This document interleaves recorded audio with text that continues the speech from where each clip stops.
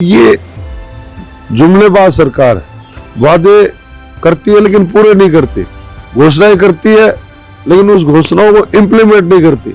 आज भी लोग इस बात को देख रहे भी 15 लाख खातों में आएंगे, काला धन लाएंगे, किसानों की फसलों के भाव दुगने करेंगे, बेरोजगार लोगों को रोजगार देंगे। तो ये स्पष्ट दिखाई दे रहा है कि बाद में ये कह देते जुमला। तो इस तरह की फसलों के भाव दुगने करने की बात छोड़ दीजिए, आप तो हमारे किसानों का एमएसपी तय कर दीजिए। नदियों को जोड़ने की बात कर रहे हो, मुझे आज तक इनका वो प्लान मुझे कहीं नजर नहीं आया कि देश की नदियों को जोड़ने का काम कहीं चल रहा है। ये सिवाय भ्रष्टाचार की सरकार का कोई काम नहीं। दूसरा, जो भी लोकतंत्र की हत्या, संविधान को खत्म करने का जो खेल चल रहा है वो भी स्पष्ट दिखाई दे रहा है। पूरे देश के लोग देख रहे हैं। केजरीवाल जी को उठाया और अंदर डाल दिया बिना एविडेंस के, बिना सबूत के, सिर्फ बयान के आधार पर। तो आज इस तरह के बीजेपी सिर्फ कांग्रेस के लोगों को तोड़ने का षड्यंत्र रच रही है। प्रयास करिए भी टूट जाए, कांग्रेस को खत्म कर दे, तो ऐसे कांग्रेस खत्म होने वाली नहीं। कांग्रेस एक बहुत बड़ी पार्टी है, बहुत बड़ा जुड़ाव लोगों का है। राहुल गांधी जी एक ऐसे नेता है जो जमीनी लड़ाई संघर्ष कर रहे हैं। कोई भी ऐसा नेता मैंने आज तक नहीं देखा जो 4000 किलोमीटर के लगभग पैदल चल रहे पूरे देश में और 6700 किलोमीटर अपनी यात्रा पूरे देश में निकाल रहे, ऐसा कोई मैंने आज तक नेता नहीं देखा। राहुल गांधी एक ऐसा नेता है जो संघर्ष कर सकता है, लड़ाई लड़ सकता है और आने वाले समय में निश्चित तौर पे एक दिन राहुल गांधी हमारे देश के प्रधानमंत्री भी होंगे और हमारे नेता भी। लोकसभा चुनाव के दिन जैसे नजदीक आते जा रहे हैं वैसे मुकाबला तो कड़ा होता ही जा रहा है, लेकिन इसके साथ साथ चुनाव मैदान में उतरे प्रत्याशी भी पूरी तरह से जद्दोजहद में है कि हर एक मतदाता तक अपनी पहुंच बना सके। हालांकि लोकसभा चुनाव का जो दायरा होता है वो काफी बड़ा होता है, तो ऐसे में एक प्रयास ही किया जा सकता है हर एक उम्मीदवार की तरफ से कि हर एक मतदाता तक पहुंचा जा सके। हम इस वक्त श्रीगंगानगर लोकसभा क्षेत्र से कांग्रेस के प्रत्याशी कुलदीप इंदौरा के साथ मौजूद हैं। उनसे जानना चाहेंगे कि अभी जो चुनाव होने जा रहे हैं उनमें उसको लेकर इनकी क्या रणनीति है। जी सर, स्वागत आपका हमारे सच कहूं के स्पेशल कार्यक्रम में। नमस्कार जी सर, अभी चुनाव नजदीक है, कन्वेंसी किस तरह से करते हैं, क्या शेड्यूल क्या रहता है आपका? देखिए, सुबह निकल जाते हैं, कार्यक्रम तय किए होते हैं, प्रोग्राम, उसी के अंतर्गत सब जगह जो है जाकर लोगों से मुलाकात और संवाद और भाषण सब होते हैं। लेकिन जहाँ भी जा रहे हैं लोगों में बड़ा उत्साह देखने को मिल रहा है, लोगों का बड़ा प्यार और समर्थन मिल रहा है। इस बात के लिए सभी मतदाताओं का मैं पहले तो सबसे पहले आभारी हूँ कि जिस प्रकार से प्यार आशीर्वाद मिल रहा है उससे निश्चित तौर पे ये लग रहा है कि लोग परिणाम लाने के पक्ष में है। और सभी मतदाताओं से मेरा ये आग्रह भी रहेगा कि वो आशीर्वाद इसी तरह बनाए रखें ताकि केंद्र की जो भारतीय जनता पार्टी की सरकार जो अहंकार में है, घमंड में है, इस बात को तमाम देश के लोग देख रहे हैं। जिस प्रकार से आज संविधान खत्म करने की बात चल रही है, लोकतंत्र खत्म करने का खेल चल रहा है, तो ये किसी से छुपा हुआ नहीं। जी सर, बिल्कुल। हम यहाँ पर दो परिस्थितियों की बात करेंगे।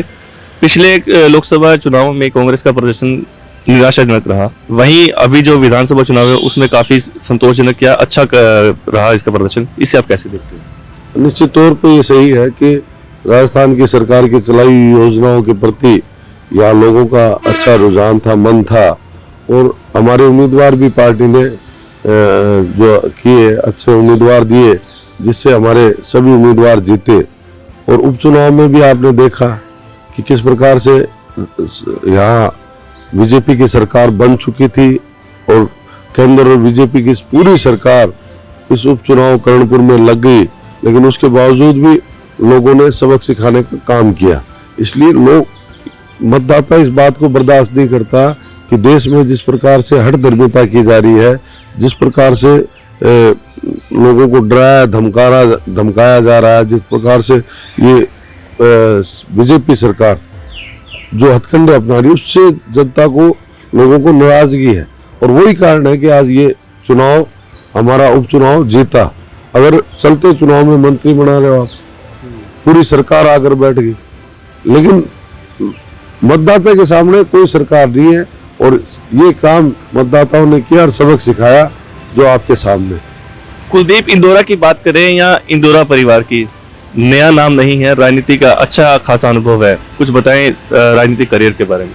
देखिए, बिल्कुल मेरे पिताजी एक लंबे टाइम विधायक मंत्री रहे और उन्होंने लोगों की बहुत सेवा की, काम किए, जिससे उनकी एक छवि आप सबके सामने है। लोगों का जुड़ाव आज भी है। जो 85 में पहला चुनाव लड़े और आज 2024 हो गया, आज तक भी जो लोग जुड़े हुए थे, जिन लोगों से हमारे संबंध हैं, जिन लोगों के हमने काम किए, जिन लोगों की मदद की, क्योंकि निस्वार्थ भावना से हमने की। कभी हमने ये नहीं देखा कि हम अपना स्वार्थ पूरा करें या हम उनसे उम्मीद करें। हमारा सिर्फ एक ही उम्मीद रहती है कि जब चुनाव आए तो उन लोगों की मदद मिले, आशीर्वाद मिले, साथ मिले, और वो हमेशा मिलता है। और आपने देखा परिसीमन के बाद मुझे 8 में अनूपगढ़ जाकर चुनाव लड़ने का अवसर मिला। वहाँ उस समय आंदोलन चल रहा था और CPIM का उम्मीदवार जीता, लेकिन मैंने कभी ये नहीं सोचा कि मैं हारा हूँ। मैंने हमेशा ये प्रयास किया कि हारने के बाद काम करेंगे तो उसका एक अलग ही संदेश जाएगा। और मैंने पंचायत समितियाँ, उप तहसीलें, जो सरकारी कॉलेज, अपने स्वास्थ्य केंद्र और जिला जो बना अनूपगढ़, वो भी आपके सामने। ऐसे बहुत से काम, कमोद जाति को आरक्षण दिलाने का मैंने काम किया, सेन समाज को धर्मशाला, कुमार समाज को धर्मशाला, गरीब लोहारों को पट्टे भी दिए, साथ में उनको मकान बना के दिए, खोखा छप्पर वालों को दुकानें बना के दी। और जिला प्रमुख बनने के बाद भी मेरा ये प्रयास रहा कि ज़्यादा से ज़्यादा विकास के और डेवलपमेंट के काम हो। जबकि हमारे पास 5% राशि आती है, मनरेगा में बजट का कोई कमी नहीं है, उसमें हमने खूब बजट दिया है। हमारी प्राथमिकता ये रही कि किसानों के खाले तो सबसे पहले बने। राजस्थान सरकार के द्वारा भी CAD में, मनरेगा में हमने खूब खाले पक्के करने के काम किए, जिससे हमारा किसान मजबूत हो, स्ट्रांग हो और उनको लाभ मिले। इस लोकसभा क्षेत्र में क्या समस्याएं मानते हैं, प्रमुख रूप से क्या क्या समस्याएं हैं? देखिए, सबसे पहले तो हमारी किसानों की सबसे बड़ी समस्या है इस क्षेत्र में, वो चाहे MSP की बात हो, चाहे ये सिंचाई पानी की बात हो, चाहे फसलों के भाव की बात हो। आज जो घोषणा पत्र बीजेपी ने घोषित किया था और मोदी जी खुद आकर बोल के गए थे कि 2700 रुपये में गेहूं खरीदेंगे, आज 2400 रुपये में खरीद रहे हैं, वो भी बोनस सहित। जो 40 क्विंटल सरसों इन्होंने खरीदने की बात कही थी, वो भी 25 क्विंटल खरीद रहे हैं। और उसमें भी ऑनलाइन में बड़ी प्रॉब्लम, बड़ी समस्या है हमारे किसानों को मिल रही है, दिक्कतें आ रही हैं। तो ये जुमलेबाज सरकार है, वादे करती है लेकिन पूरे नहीं करती, घोषणाएं करती है लेकिन उस घोषणाओं को इम्प्लीमेंट नहीं करती। आज भी लोग इस बात को देख रहे भी 15 लाख खातों में आएंगे, काला धन लाएंगे, किसानों की फसलों के भाव दुगने करेंगे, बेरोजगार लोगों को रोजगार देंगे। तो ये स्पष्ट दिखाई दे रहा है कि बाद में ये कह देते हैं जुमला है। तो इस तरह की फसलों के भाव दुगने करने की बात छोड़ दीजिए, आप तो हमारे किसानों का MSP तय कर दीजिए, वही एक बहुत बड़ी बात हो जाएगी। आप देश की नदियों को जोड़ने की बात कर रहे हैं, मैं जल संसाधन मंत्री भी हमारे यहीं से हैं, गजेंद्र सिंह शेखावत जी। क्या उन्होंने कभी प्लान किया कि किसान जो सिंचाई के पानी के लिए जब पकाई के समय पानी की दिक्कत आती है तो उसका आप क्या कर रहे हैं?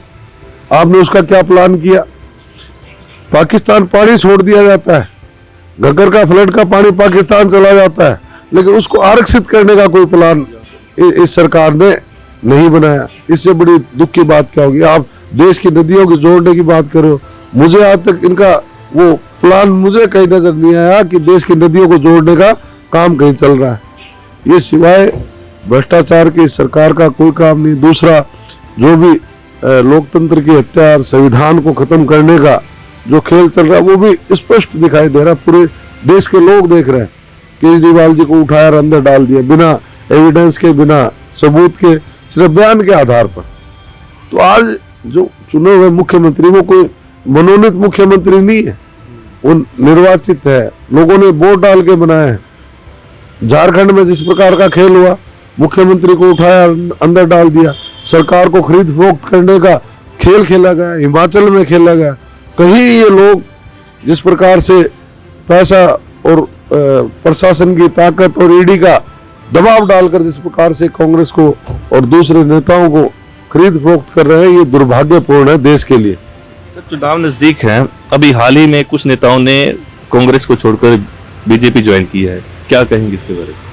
देखिए पन्नू जी ने और पृथ्वीपाल जी तो खैर हमारी पार्टी में भी नहीं थे, उनको भी एक पहचान कांग्रेस पार्टी ने दी और उनके साथ मैंने यूथ कांग्रेस में भी काम किया, बड़े भाई हमारे।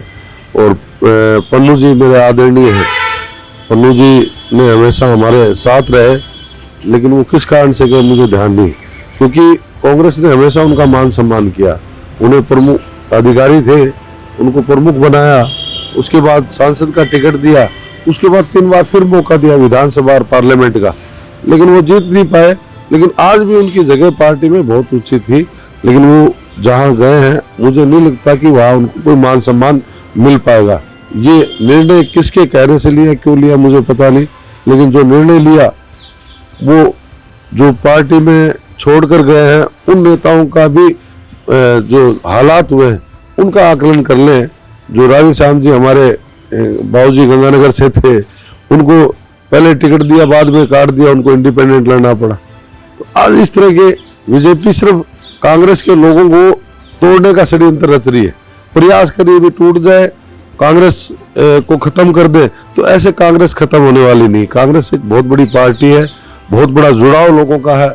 राहुल गांधी जी एक ऐसा नेता है जो जमीनी लड़ाई संघर्ष कर रहे हैं। कोई भी ऐसा नेता मैंने आज तक नहीं देखा जो 4000 किलोमीटर के लगभग पैदल चल रहे पूरे देश में और 6700 किलोमीटर अपनी यात्रा पूरे देश में निकाल रहे, ऐसा कोई मैंने आज तक नेता नहीं देखा। राहुल गांधी एक ऐसा नेता है जो संघर्ष कर सकता है, लड़ाई लड़ सकता है, और आने वाले समय में निश्चित तौर पे एक दिन राहुल गांधी हमारे देश के प्रधानमंत्री भी होंगे और हमारे नेता भी। धन्यवाद सर। तो ये थे हमारे साथ कांग्रेस प्रत्याशी कुलदीप इंदौरा, जिन्होंने अपने कन्वेंसिंग शेड्यूल के साथ साथ अपने राजनीतिक करियर के बारे में बताया, इसके साथ ही इस क्षेत्र की समस्याओं के बारे में भी बताया। तो ऐसे में देखना यह भी दिलचस्प होगा कि जनता अपना फैसला किसके हक में करती है। श्रीगंगानगर से सुनील सिदाना, सच कहूं राजस्थान।